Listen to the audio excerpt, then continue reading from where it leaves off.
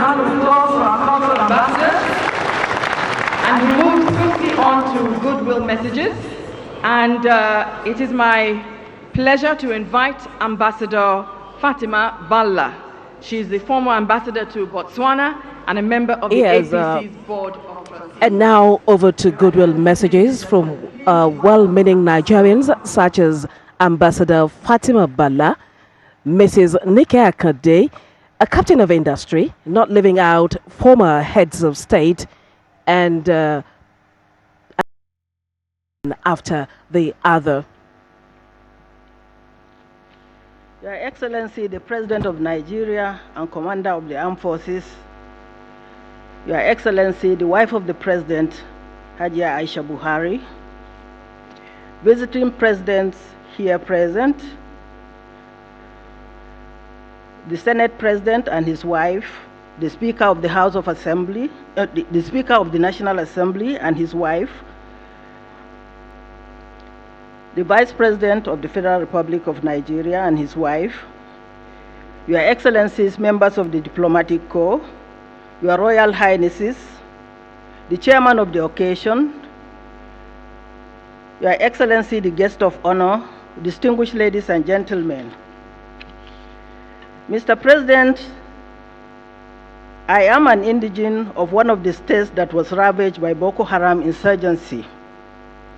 During the years just before your historic electoral victory, I and many others from my region witnessed firsthand destruction of lives and property, suicide attacks carried by women and young men, resulting in the displacement of many Nigerians.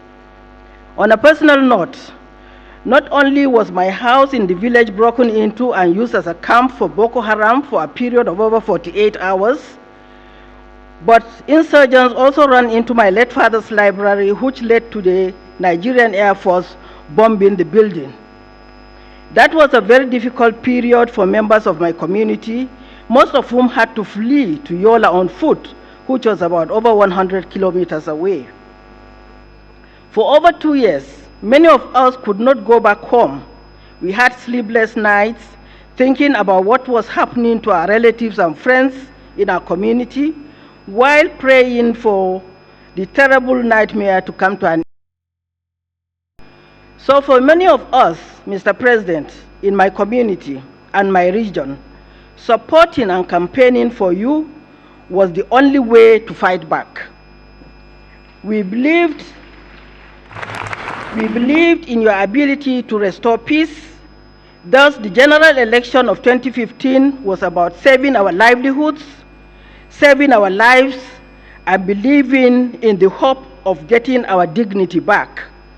It was also about returning our aged relatives back home, getting our kids back to school, getting our farmers back home to their farms, and above all, it was about saving our land and preserving our history. Today, as we speak, our community is peaceful once again. Farmers have gone back home to their farms. Life is almost back to normal. Even road travel is now possible even at night. We are so happy now that our people move freely and sleep peacefully. Mr. President, not only have you talked the talk, but you have walked the walk. I would like to thank you for securing our environment, for fulfilling your promise to the people of the Northeast. The relative peace we have today is the greatest achievement for us of all the achievements that have been done in this country. It is indeed a great gift to our people.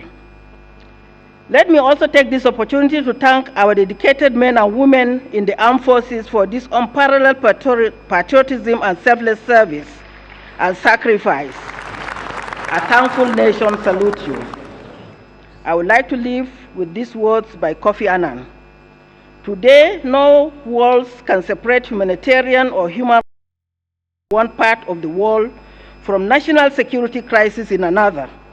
What begins with the failure to uphold the dignity of one life all too often ends with a calamity for entire nations.